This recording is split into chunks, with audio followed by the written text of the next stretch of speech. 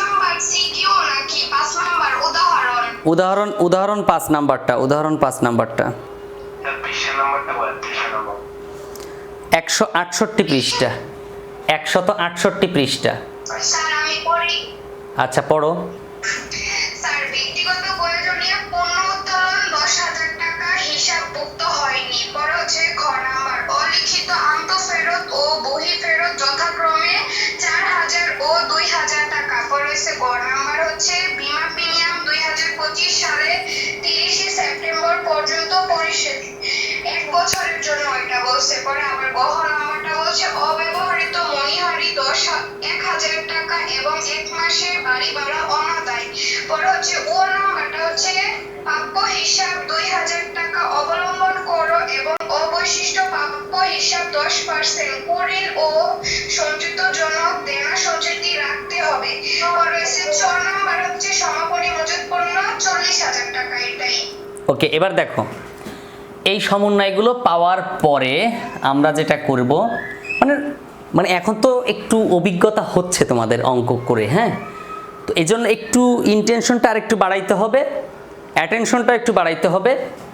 বলতেছে ব্যক্তিগত প্রয়োজনে পণ্য উত্তোলন 1,000 টাকা। আচ্ছা আমাকে বলো তো কেউ একজন, পণ্য উত্তোলনের জাবেদা কি? পণ্য উত্তোলনের জাবেদা কি হবে বলো তো, যে কোনো একজন। পণ্য উত্তোলনের জাবেদা, জাবেদা বলছি, এখন ধরা খেয়ে গেছো, দেখি কে পারো। পণ্য উত্তোলনের জাবেদা। নুসরাত জামান বলো তো পণ্য উত্তোলনের জাবেদা। নুসরাত জামান, আচ্ছা পারবা না? এটা একবারে নতুন অফার, যারা আমার কোর্সে ইতোপূর্বে ভর্তি হয়েছো বা ভর্তি হওয়ার চিন্তা করেছো তাদের জন্য বলি, আমার নতুন অফারটা হচ্ছে হিসাব বিজ্ঞান, ফিনান্স এবং উদ্যোগ, একসাথে 3টা বই। খেয়াল করে দেখো, হিসাব বিজ্ঞান, ফিনান্স এবং ব্যবসায় উদ্যোগ, এই 3টা বই তুমি কমপ্লিট করে নিতে পারবে একদম 50% ডিসকাউন্টে। 50% ছাড় থাকবে। আগে ছিল 2,400 টাকা, এটা কেটে দিয়েছি, এখন হচ্ছে 1,200 টাকা মাত্র। অর্থাৎ 1,200 টাকা একবারই পেমেন্ট করতে হবে। অনেকে প্রশ্ন করে স্যার টাকাটা কি একাধিকবার দিতে হবে, প্রতি মাসে দিতে হবে? না, একবারই পেমেন্ট করতে হবে। 6 মাস তোমার ক্লাস চলবে, এর মধ্যে বই কমপ্লিট হয়ে যাবে।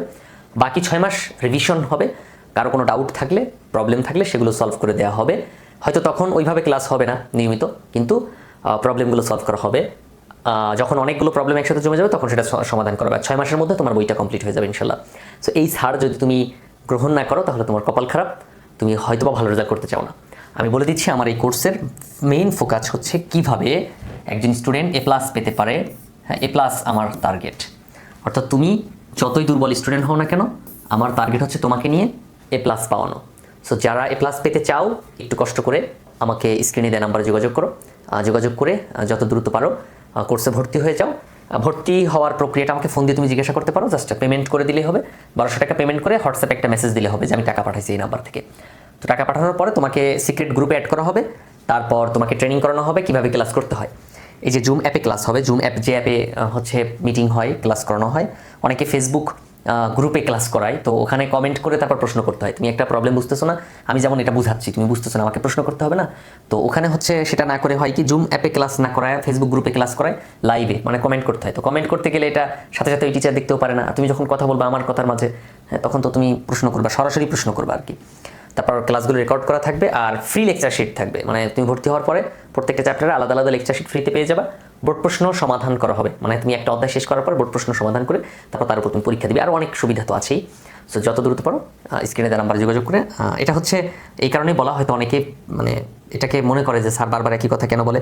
ব্যাপারটা হচ্ছে এটা আমি মনে করাই দিই এই কারণে যে যদি তোমার মানে তুমি যদিও ভিডিওটা হয়তো সার্চ করে দেখতেছো কিংবা তুমি আমার নিয়মিত ক্লাস দেখো, কিন্তু ইনফরমেশনটা জানলে হয়তো তোমার উপকার হতে পারে। মাত্র 1,200 টাকা দিয়ে একবারই 1,200 টাকা পেমেন্ট করতে হয়। 1,200 টাকা দিয়ে তুমি পুরো বই কমপ্লিট করে নিতে পারতেছো। সো এটা তোমার জন্য তো বিগ অপরচুনিটি, তাই না? তো জানানো উচিত এই জন্য আমি একটু জানাই। তো এটা কিছু মনে নিও না, হ্যাঁ। ভালো না লাগলে স্কিপ করে দিবা, দিয়ে তারপর আগে যাবা, ক্লাস দেখবা। আসসালামু আলাইকুম রহমতুল্লাহ। প্রাণপ্রিয় শিক্ষার্থী, আশা করি অনেক অনেক ভালো আছো। আজকের ক্লাসে আমি সমাধান করে দিব এসএসসি বা নবম দশম শ্রেণী হিসাব বিজ্ঞান বইয়ের 3য় অধ্যায় দুতরফা দাখিলা পদ্ধতি, ডাবল এন্ট্রি সিস্টেম। এই দুতরফা দাখিলা পদ্ধতির একবার বোর্ড বইয়ের 3 নং সৃজনশীল প্রশ্ন আজকে সমাধান করে দিব। 3 নং সৃজনশীল প্রশ্নটি আজকে পুরোটাই সমাধান করে দিব। সো দেখো এটা হচ্ছে উদ্দীপক। এই যে 3 নং সৃজনশীল প্রশ্নটি দেখতে পাচ্ছ। তো তার আগে আমি ছোট্ট একটা অ্যানাউন্সমেন্ট করে দেই। সবার আগে যেটা থাকবে কথা, তোমরা যারা আমার চ্যানেলটা সাবস্ক্রাইব করোনি আর আমার চ্যানেলে আজকে প্রথম ক্লাস করতেছো, আজকে প্রথমেই যদি তুমি এই ভিডিওটা পেয়ে থাকো, এই ক্লাসটা পেয়ে থাকো, তাহলে প্লিজ একটু কষ্ট করে চ্যানেলটা সাবস্ক্রাইব করে দিও। আর সাবস্ক্রাইব করার পাশাপাশি এই ভিডিওতে একটা লাইক দিয়ে দিও, তাহলে হয়তো ইউটিউব ভাববে যে এই ভিডিওটা দরকার আছে সবার জন্য। তাহলে করবে কি, আরও তোমার মতো যারা স্টুডেন্ট আছে তাদের সামনে এই ভিডিওটা নিয়ে যাবে। সো এই জন্য এই কাজটা করতে পারো। হ্যাঁ,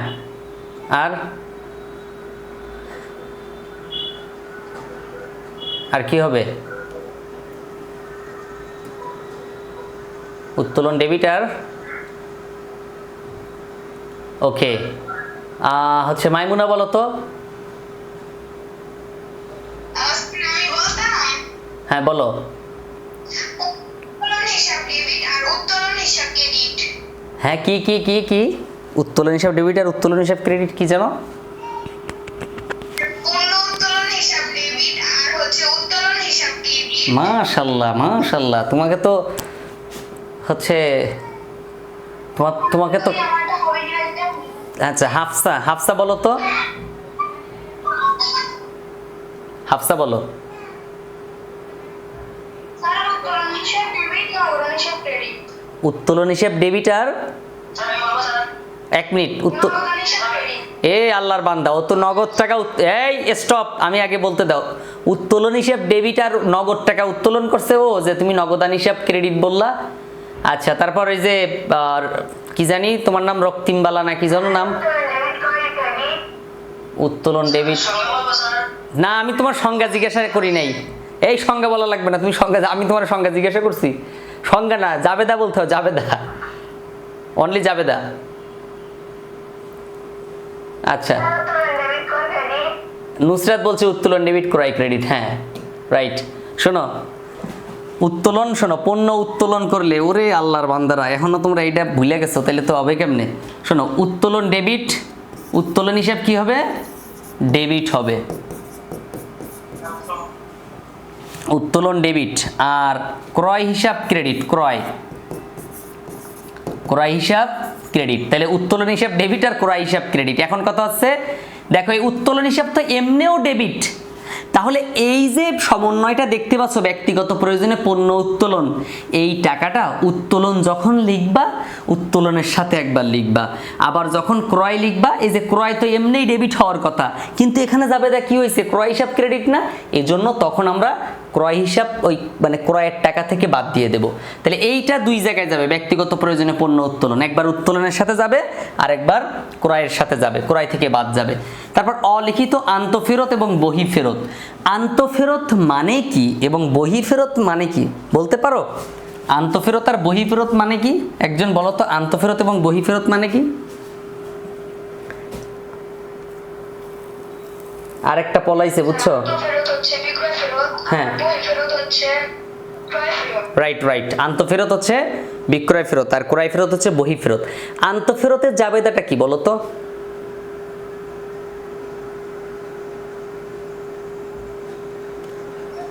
আন্তঃফেরতের জাবেদাটা বলো।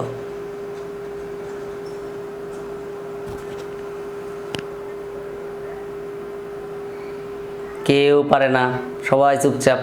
আরেকজন বই খুঁজতেছে মনে হয়, আরেকটা ক্যামেরা অফ করে দিছে বই বের করার জন্য, দেখছো? এই হলো অবস্থা। ওকে, তারপর আরেকটা তো পলাইছে, ও তো লাইনে ছিল এত সময়, ওর নাম কি জানি, ওই পলাইছে এখন। ওই ক্যামেরা সবসময় অন রাখে, এখন আর নাই, দেখছো? দেখো, তাহলে আন্তঃফেরত হচ্ছে বিক্রয় ফেরত। তো বিক্রয় ফেরত দিলে জাবেদা হচ্ছে বিক্রয়তে এমনিই ক্রেডিট হওয়ার কথা, কিন্তু এখন হবে বিক্রয় হিসাব ডেবিট আর হচ্ছে দেনাদার হিসাব ক্রেডিট। তাহলে এই এন্ট্রিটা দ্বারা আমরা কি করব? এই এন্ট্রিটা দ্বারা দেখো নর্মাল জাবেদা, হ্যাঁ মানে জাবেদা অনুযায়ী আমরা এগুলো বের করতে পারি। বিক্রয় ফেরত হিসাব ডেবিট, বিক্রয় কিন্তু ক্রেডিট হয়, আর এখন বিক্রয় ফেরত কি হবে? ডেবিট হবে, আর দেনাদার হিসাব ক্রেডিট হবে।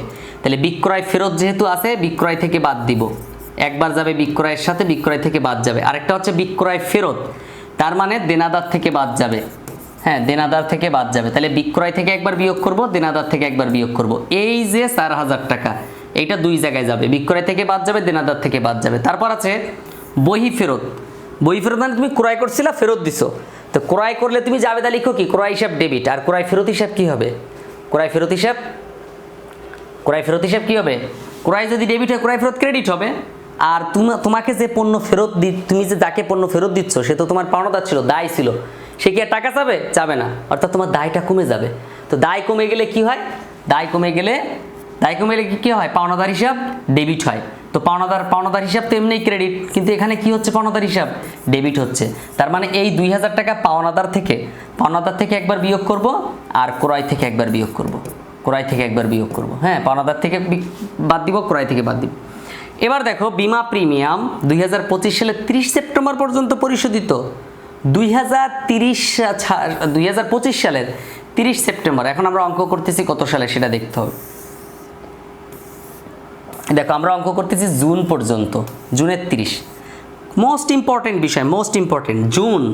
আমরা অঙ্ক করতেছি জুনের 30 তারিখে। আর ওনারা দুষ্টামি করে কি করছে? দুষ্টামি করে বিমা দিয়া থুইছে সেপ্টেম্বরের 30 তারিখ পর্যন্ত। সেপ্টেম্বর 30। এখন কথা হইল আমরা অঙ্ক করব 30 তারিখ জুনের, আর ওরা বিমা দিয়া থুইছে 30 তারিখ সেপ্টেম্বরের। তাহলে কয় মাস বেশি দিছে? আমরা জুনেই অঙ্ক শেষ করতেছি, তাহলে জুলাই, আগস্ট, সেপ্টেম্বরের 30 তারিখ মানে সেপ্টেম্বরও ধরা লাগবে, অর্থাৎ 3 মাস বেশি দিছে। এই 3 মাস বেশি দিছে, এটা আমরা বাদ দিয়ে দেব। আমরা বেশি কোনো হিসাব দেবই না, লিখবই না। এই বেশি দিছে এটা হচ্ছে একটা সম্পদ। এটা কি? এই অগ্রিম বিমা। হ্যাঁ, অগ্রিম বিমা হচ্ছে একটা সম্পদ। তো আমরা কোনো সম্পদ আয় ব্যয় হিসাবের মধ্যে লিখতে পারবো না, তাহলে অগ্রিম বিমাটা আমরা বাদ দিয়ে দেব সেপ্টেম্বরের। এখন ওই টাকাকে আমরা কি করব? এই যে বিমা দেওয়া আছে কত টাকা, দেখো বিমা কত টাকা দেওয়া আছে, কোথায় যেন বিমা, এই যে বিমা প্রিমিয়াম দেওয়া আছে হচ্ছে 1500 টাকা। দেখো বিমা প্রিমিয়াম 1500 টাকা দেওয়া আছে। তাহলে এই 1500 টাকা, খেয়াল করো, এই 1500 টাকা যে দিছে না, এই 1500 টাকা দিছে হচ্ছে 12 মাসের জন্য। 12 মাসের জন্য দিছে। নিশ্চিত থাকো আমরা অঙ্ক করতেছি 2025 সালের জুনে না, তার মানে উনি 2024 সালের সেপ্টেম্বরে ওই বিমা প্রিমিয়াম দিয়েছিল। 2025 সালের সেপ্টেম্বর পর্যন্ত এই 12 মাস। এইভাবে অঙ্ক করতে হয়, এভাবে চিন্তা করতে হয়। বিমা প্রিমিয়াম সবসময়ের জন্য 12 মাসেই দিতে হয়। তুমি দিলে হয় 12 মাসের দিবা, আর না হলে তুমি প্রতি মাসে দিবা। হয় 12 মাসে, নাহলে প্রতি মাসে। ঠিক আছে? তাহলে নিশ্চয়ই এটা কি করছিল? ওরা 12 মাসের জন্য দিছিল। কবে দিছিল তাও এটাও আমি বলে দিতে পারতেছি, তুমিও বলে দিতে পারবা। যে সাল পর্যন্ত দিছে তার আগের 1 বছর, মানে 24 সালের সেপ্টেম্বর পর্যন্ত, সেপ্টেম্বর থেকে 25 সালের সেপ্টেম্বর। তো আমি অঙ্ক করতেছি জুনে, তাহলে আমি জুন থেকে সেপ্টেম্বর এই যে 3 মাস, এই 3 মাস আমি বাদ দিয়ে দেব। তাহলে এই 1500 টাকাকে 12 দ্বারা ভাগ দিতে হবে, আর গুণ দিতে হবে হচ্ছে 3 দ্বারা। 3 মাসেরটা বের হয়ে যাবে, এবং এই 3 দ্বারা ভাগ দেওয়ার পর যা বের হবে সেটা আমরা বাদ দিয়ে দেব। তারপরে আছে হচ্ছে, আসো, এই যে অব্যবহৃত মণিহারি 1000 টাকা। তো অব্যবহৃত মণিহারি, তুমি বছরের প্রথমে যে মণিহারিটা হচ্ছে, সত্যি তার আগে শোনো, ওই বিমা প্রিমিয়ামের যে 3 মাসের টাকা, এখানে আবার কিন্তু 1 বছরের লেখা ছিল, ভালোই আমি তো দেখি নাই, 1 বছরের লেখা ছিল। যাক, বিমা প্রিমিয়ামের যে টাকাটা, ওইটা হচ্ছে একটা চলতি সম্পদ 3 মাসেরটা, ওইটা একবার বিশদায় বিবরণীর বিমা থেকে বাদ দিয়ে দিবা, আরেকবার হচ্ছে চলতি সম্পদের মধ্যে লিখবা। ওই 3 মাসের টাকা আর কিছু না, 2 বার যাবে, 2 বার লেখা শেষ। মণিহারি, অব্যবহৃত মণিহারি 1000 টাকা। এই 1000 টাকা একবার মণিহারি থেকে বাদ দিয়ে দিবা। তুমি মণিহারি বলতে বোঝাচ্ছ ব্যয়, আর এই অব্যবহৃত মণিহারি বলতে বোঝাচ্ছ হচ্ছে সম্পদ। তাহলে আমি ব্যয়ের মধ্যে সম্পদ কেন লিখবো? এই জন্য সম্পদটা বাদ দিয়ে দেব। তাহলে এই 1000 টাকা একবার এখান থেকে বাদ যাবে, আর একবার চলতি সম্পদের মধ্যে লিখতে হবে। তারপর দেখো 1 মাসের বাড়ি ভাড়া অনাদায়ী আছে। তুমি নিশ্চয়ই বাড়ি ভাড়া দিছিলে। অনাদায়ী মানে তো আয় বোঝায়। অনাদায়ী মানে কি? আয় বোঝায়। অনাদায়ী কোনো আয়ের ক্ষেত্রে যদি সেটা বকেয়া থাকে, তাহলে সেটাকে লেখা হয় অনাদায়ী। দেখো এখানে বাড়ি ভাড়া অনাদায়ী 11000 টাকা। তা তুমি 1 মাসের যদি অনাদায়ী থাকে, মানে তুমি পাও নাই, তা পাইছো কয় মাসের? পাইছো নিশ্চয়ই 11 মাসের। তাহলে 12 মাসের অঙ্ক, তাহলে 11 মাসের পাইছো। 11 মাসের পাইলে 11 মাসের জন্য 11,000 টাকা, তাহলে 1 মাসের জন্য 1,000 টাকা, নর্মাল ইস্যু। তাহলে মানে 1,000 টাকা একবার হচ্ছে তুমি চলতি সম্পদের মধ্যে লিখবা, আর একবার হচ্ছে এই যে এইটার সাথে যোগ করে দিবা, যেহেতু বকেয়া আছে দেখে যোগ করে দিতে হবে। হ্যাঁ, এরপরে আমাদের কি সমন্বয় আছে দেখি। তারপরে যে সমন্বয়টা হচ্ছে বিমা প্রিমিয়াম গেল, অব্যবহৃত মনিহারি গেল, প্রাপ্য হিসেবে 2,000 টাকা অবলোপন করো। এইটা বোঝার জন্য খুবই জরুরি, হ্যাঁ খুবই খুবই দরকার, এটা বুঝতেই হবে। প্রাপ্য হিসাব 2,000 টাকা, প্রাপ্য হিসাব 2,000 টাকা অবলোপন করো। তাহলে আমরা আগে দেখব এটা হচ্ছে এই যে অবলোপন করো বলছে না প্রাপ্য হিসাবের, এটা হচ্ছে কুরিন, এটা কি কুরিন। তাহলে আমরা একটু লিখি এখানে কাজ করি। তো দেখো এই যে সমন্বয়ের মধ্যে যে কুরিন পাবা এটার নাম হচ্ছে নতুন, সমন্বয়ের মধ্যে যারা থাকবে তারাই নতুন। তাহলে এই যে এটা হচ্ছে কুরিন, তাহলে এটা নতুন কুরিন। তাহলে আমি এখানে লিখে রাখি নতুন কুরিন। নতুন কুরিন কত টাকা বলছে? নতুন কুরিন 2,000 টাকা। তাহলে আমি এখানে 2,000 টাকা লিখলাম। এরপরে দেখো নতুন কুরিনের পরে তারপর হচ্ছে অবশিষ্ট প্রাপ্য হিসেবে 10% কুরিন সঞ্চিতি রাখতে হবে। তাহলে এটা হচ্ছে 10%, এটা কুরিন সঞ্চিতি, তাহলে এটা হচ্ছে নতুন কুরিন সঞ্চিতি, নতুন কুরিন সঞ্চিতি। তো নতুন কুরিন সঞ্চিতিটা আমাদের বের করা লাগবে 10% করে। তো কিভাবে বের করব? আমাদের যে প্রাপ্য হিসাব আছে, হ্যাঁ এই যে প্রাপ্য হিসাব 20,000 টাকা আছে, 20,000 টাকা, এই 20,000 টাকা নিয়ে আমাদের কিছু কাজ করতে হবে। কি কাজ দেখো, প্রথমে আমি এখানে 20,000 টাকা লিখলাম, যে কোনো এক জায়গায় 20,000 টাকা লিখলাম। এখানে থেকে আমরা এই যে অলিখিত আন্তঃফেরত আছে না 4,000 টাকা, এইটা আমরা বাদ দিয়ে দেব, আন্তঃফেরতটা বাদ দিয়ে দেবো। তো 4,000 বাদ দিলে কত হয়? 16,000 টাকা হয়। এই 16,000 টাকা থেকে আবার এই যে নতুন কুরিন 2,000 টাকা লিখছিলাম না, এই 2,000 আমরা বাদ দিয়ে দেব। তাহলে বাদ দিয়ে দাও, তাহলে কত হয়? 16,000 থেকে 2,000 বাদ দিলে 14,000 টাকা। খেয়াল করো 14,000 টাকা পাইলাম। আচ্ছা, এরপরে অলিখিত বিক্রয় টিক্রয় আছে কিনা দেখা লাগবে, নাই। তাহলে এই যে 14,000 টাকার উপরে 14,000 টাকার উপর বলছে কি কত পার্সেন্ট করতে বলছে? 10% করতে বলছে। তাহলে 14,000-এর উপর 10% করবে, এই 14,000-এর উপরে 10% করতে হবে। তাহলে 1,400 টাকা হবে, এই 1,400 টাকা। তাহলে এইটা কিন্তু মাথায় রাখতে হবে কিভাবে বের করলাম। এটা কিন্তু বিস্তারিত অনেক কিছু দেওয়া ছিল, আমাদের বুঝতে সুবিধা হয়েছে এটা, হ্যাঁ অনেক কিছু দেওয়া ছিল দেখা। তারপরে দেখো এরপরে দেখবো যে পুরাতন কুরিন নামের কোনো কিছু আছে কিনা। এটা রেওয়া মিলের মধ্যে থাকে পুরাতনরা, হ্যাঁ। তাহলে দেখো আছে কিনা। প্রাপ্য প্রদেয়, দালান কোটা, সাধারণ সঞ্চিতি, হাতে নগদ, মূলধন, উত্তোলন, প্রারম্ভিক মজুদ, ক্রয় বিক্রয়, দেনাদারে মেরামত, দালানে মেরামত, জাহাজ ভাড়া, শুল্ক, ডক চার্জ, বেতন, সম্মানী, সাধারণ খরচ, ব্যাংক জমাতিরিক্ত, বিমা প্রিমিয়াম, লিগ্যাল চার্জ, কুরিন সঞ্চিতি। দেখো লিগ্যাল চার্জ এটা হচ্ছে আইনি খরচ, আর কুরিন সঞ্চিতিটা হচ্ছে পুরাতন কুরিন সঞ্চিতি 2,500 টাকা। তাহলে আমরা লিখি পুরাতন কুরিন সঞ্চিতি, পুরাতন কুরিন সঞ্চিতি। রেওয়া মিলে যারা থাকবে সবাই হচ্ছে পুরাতন, হ্যাঁ পুরাতন সঞ্চিতি। কত টাকা? 2,500 টাকা। তাহলে এখানে লিখি 2,500 টাকা। ওকে, পুরাতন কুরিন সঞ্চিতি, প্রাপ্ত বাট্টা, ভ্রমণ খরচ, প্রাপ্ত বাড়ি ভাড়া, আয়কর, আর কিছুই নাই। এবার আমাদের কাজ হচ্ছে এই জায়গায় দেখো নতুন কুরিন আছে লিখছি, নতুন কুরিন সঞ্চিতি আছে লিখছি, পুরাতন কুরিন সঞ্চিতি আছে তাও লিখছি। শুধু একটা জিনিস নাই, পুরাতন কুরিন সঞ্চিতি পাইছি কিন্তু পুরাতন কুরিনটা পাই নাই। এই পুরাতন কুরিনটা থাকে হচ্ছে রেওয়া মিলের মধ্যে। কোথায় থাকে? রেওয়া মিলের মধ্যে থাকে। তো রেওয়া মিলের মধ্যে নাই। তাহলে এখন আমরা যেটা করব, এই দুটো যোগ করবো আর এইটা বাদ দিয়ে দেবো। তাহলে এই 2,000 আর 1,400 3,400, এখান থেকে 2,500 টাকা বাদ দাও। তাহলে কত হয়? 900 টাকা হয় নাকি? 900 টাকা হয়। তাহলে এই 900 টাকা হচ্ছে কুরিন খরচ, এটা পরিচালন ব্যয়ের মধ্যে লিখতে হবে। হ্যাঁ 900 টাকা কুরিন খরচ পরিচালন ব্যয়ের মধ্যে লিখতে হবে। এই হচ্ছে আমাদের মোটামুটি একবারে, হ্যাঁ মোটামুটি। এটা চাইলে তোমরা লিখে নিতে পারো, কারণ অঙ্ক করার সময় আমাদের কিন্তু লাগবে, ঠিক আছে লাগবে। সমাপনী মজুত পণ্য আছে 40,000 টাকা, এটা দুই জায়গায় যাবে, একটা হচ্ছে চলতি সম্পদের মধ্যে যাবে, আর একবার হচ্ছে বিক্রিত পণ্যের ব্যয়ের মধ্যে যাবে। এখন দেখো এই জিনিসটা কোথায় কোথায় যাবে দেখো। এই যে পুরাতন যে ওই একবার এই যে লিখছি না, একবারই যাবে, আর যাবে না কোথাও। কিন্তু এরা দুজন হচ্ছে নতুন, এই নতুনরা দুইবার যাবে। এক দেনাদার যখন লিখবো এই প্রাপ্য হিসাব 20,000, তখন ওখান থেকে আমরা এই 2,000 এবং এই 1,400 টাকা বাদ দিব। তাহলে এই এখন একবার লিখতেছি, আবার তখন একবার লিখবো, এভাবে আমরা কাজ করব। এখন বলো এই টপিকগুলোর মধ্য থেকে তোমরা মোটামুটি একটু ক্লিয়ার কিনা, বুঝতে পারছো কিনা, বা কোনো কিছু জিজ্ঞাসা করার আছে কিনা? আমরা নেক্সট ডে এটার অঙ্ক করব ইনশাল্লাহ, নেক্সট ডে এটার অঙ্ক করব, ঠিক আছে? নেক্সট ডেতে এটার অঙ্ক করব। নেক্সট ডে এটার অঙ্ক আমরা করব ইনশাল্লাহ। সো এখন বলো তোমাদের কোনো প্রশ্ন আছে কিনা এই বিষয়ে?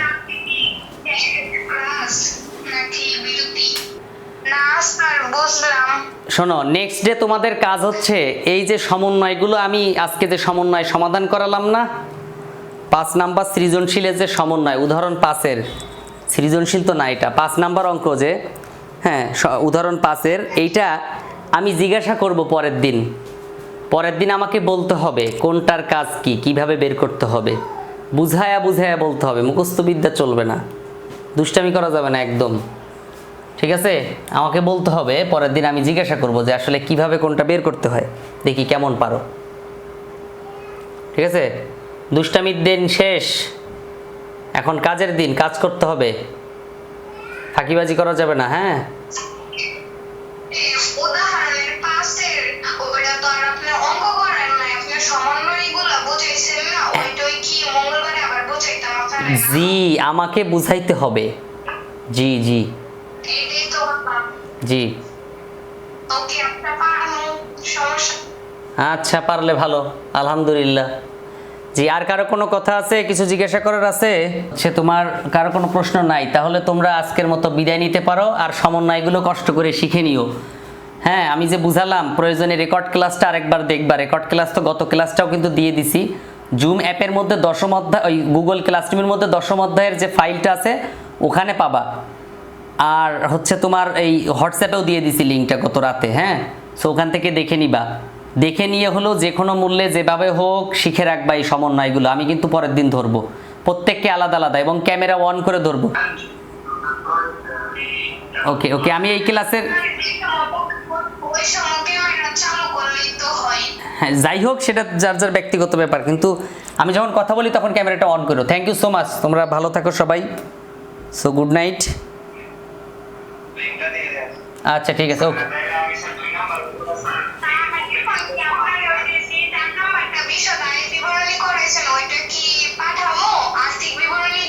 আজকে যে আর্থিক বিবরণী করাইছে এটা